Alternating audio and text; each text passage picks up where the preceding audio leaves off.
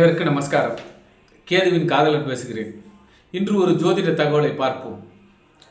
அழகு கலை சாதன யார் யாரெல்லாம் ஆண்கள் அழகு கலை சாதன நிறுவனங்களும் பெண்கள் அழகு கலை சாதன நிறுவனங்களும் வைத்து கொண்டிருப்பவர்களும் அதில் வேலை செய்பவர்களும் மற்றும் சிவபுராணத்தின் மீது அதிக ஈடுபாடு கொண்டவர்களும் கர்நாடக மாநிலத்தில் உடுப்பி மாவட்டத்தில் கொல்லூர் என்ற ஊரில் மூகாம்பிகை தரிசனம் செய்து வர, ஏனென்றால் அம்பாள் ஆதிசங்கரருக்கு காட்சி கொடுத்த தலம் மிக அற்புதமாக,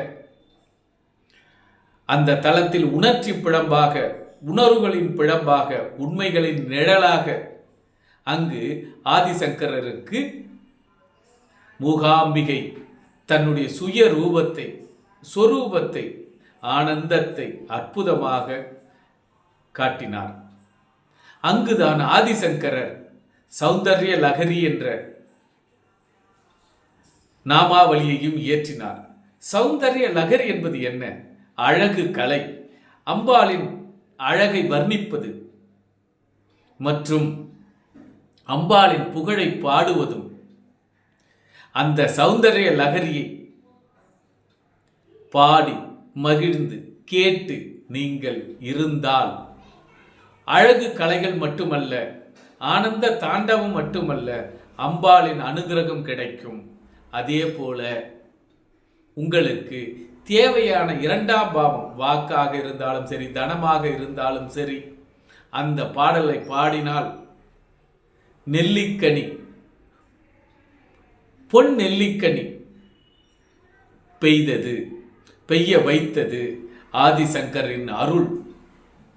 ஆக இங்கு நெல்லிக்கனியாக பாவிப்பதை விட அம்பாளின் அருள்வாக்கு என்று நினைத்து பாருங்களேன்.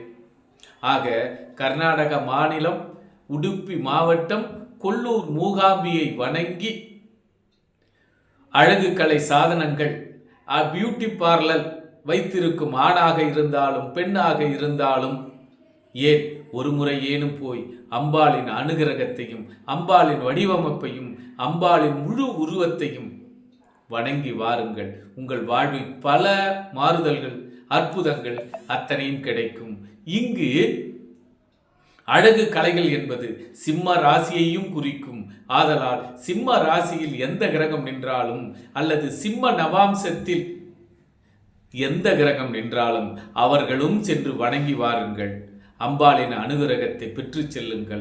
வாழ்வில் எல்லா வளங்களும் நலங்களும் அருள் புரிவாள் அன்னை மூகாம்பிகை. மீண்டும் அடுத்த வீடியோவில் சந்திப்போம். நன்றி, நமஸ்காரம். கேதுவின் காதலன்.